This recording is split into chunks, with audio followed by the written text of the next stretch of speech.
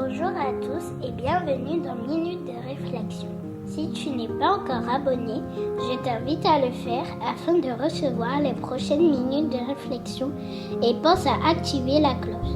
Si tu as aimé la vidéo, n'hésite pas à cocher un pouce en l'air et de partager car si ce message t'a fait du bien, il fera sûrement du bien à quelqu'un d'autre.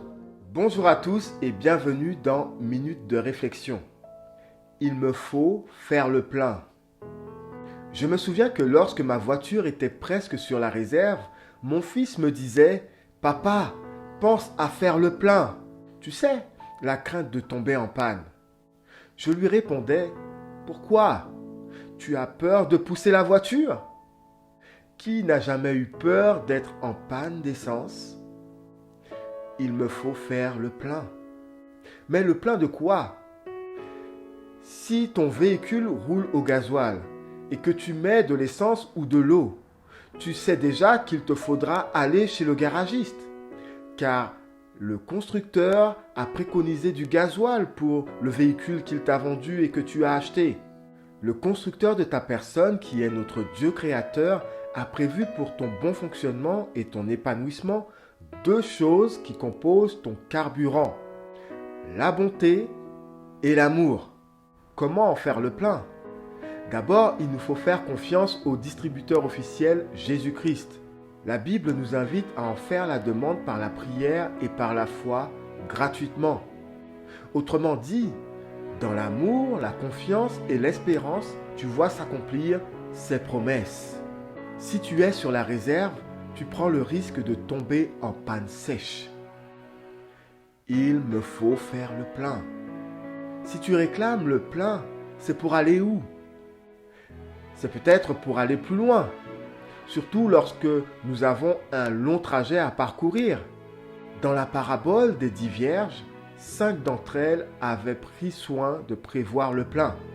Les 5 autres, que la Bible qualifie de folles, vivaient sur leur réserve, leur acquis, perdant ainsi peu à peu amour, confiance et espérance.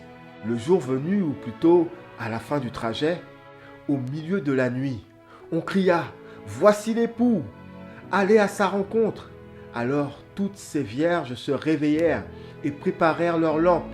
Les folles dirent aux sages « Donnez-nous de votre huile, car nos lampes s'éteignent. » Les sages répondirent « Non, il n'y en aura pas assez pour nous et pour vous. Allez plutôt chez ceux qui en vendent et achetez-en pour vous. » Pendant qu'elles allaient en acheter, l'époux arriva. Celles qui étaient prêtes entrèrent avec lui dans la salle des noces et la porte fut fermée. Plus tard, les autres vierges vinrent et dirent « Seigneur, Seigneur, ouvre-nous !» Mais il répondit « Je vous le dis en vérité, je ne vous connais pas. Veillez donc, puisque vous ne savez ni le jour ni l'heure. » Je ne sais ni le jour ni l'heure, mais ce que je sais, c'est qu'il me faut être prêt. Car oui, Jésus revient bientôt. Il est temps pour toi et moi de faire le plein de bonté et d'amour, afin de faire remonter la jauge de confiance, d'unité et d'espérance par la prière et par la foi en notre Seigneur et Sauveur Jésus-Christ.